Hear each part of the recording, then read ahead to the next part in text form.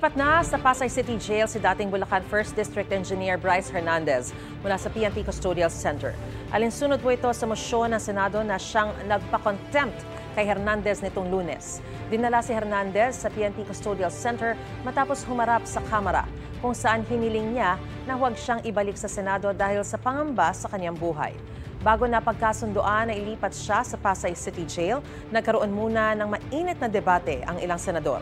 May unang balita si Jamie Santos. Maanghang ang salitang binitawan ni Senator Jinggoy Estrada sa kanyang privilege speech sa Senado. Mariin niyang pinabulaanan muli ang pagdawit sa kanya ni Engineer Bryce Hernandez sa isyu ng kickback sa flood control project sa pagdinig ng Kamara. I have been jailed. I have been vilified, crucified, and publicly humiliated. But I will never allow the likes of Bryce Hernandez to turn the tables on me. Pagkatapos ng privilege speech, naungkat ang pagkakalipat kay Hernandez sa PNP Custodial Center.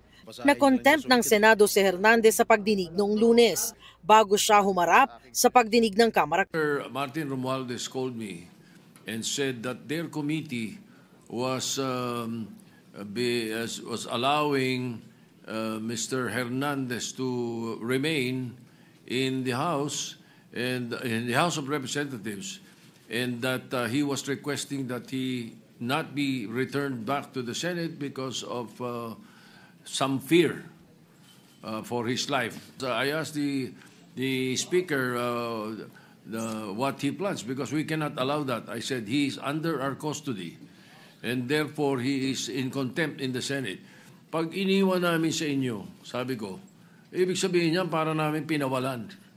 Kaya dinala si Hernandez sa PNP Custodial Center para nasa supervision pa rin ng Senate Sergeant at Arms. Is there a possibility that we can commit him back here in the Senate? Of course, during the he is still under custody of the Senate. And therefore, let him be jailed here, Mr. President. Indirects. We had to give in to the request of the Speaker.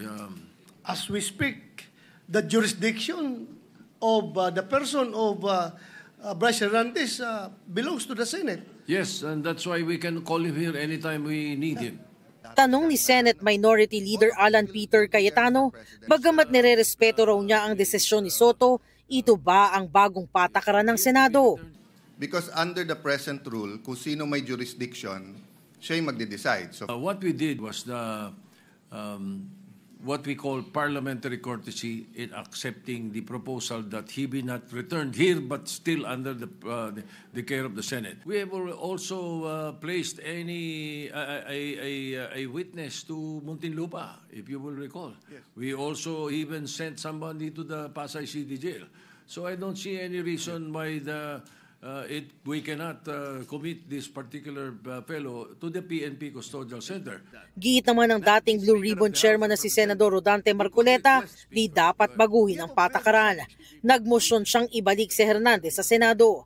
Not only because this is the condition that you gave them, but more importantly, in order to erase the perception that if he is here in the Senate, he is not safe.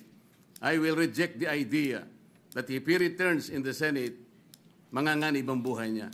Nagpatuloy ang mainit na palitan ng opinyon. Yes. Ibig bang sabihin po, Mr. President, nawawala ng visa yung ginawa namin? Hindi. Ganun po pala. He's still in legal custody. Dapat po, igagalang po kung ano yung aming iniwan. Yes, doon tayo magsisimula. Ang iniwan ninyo, cite in contempt.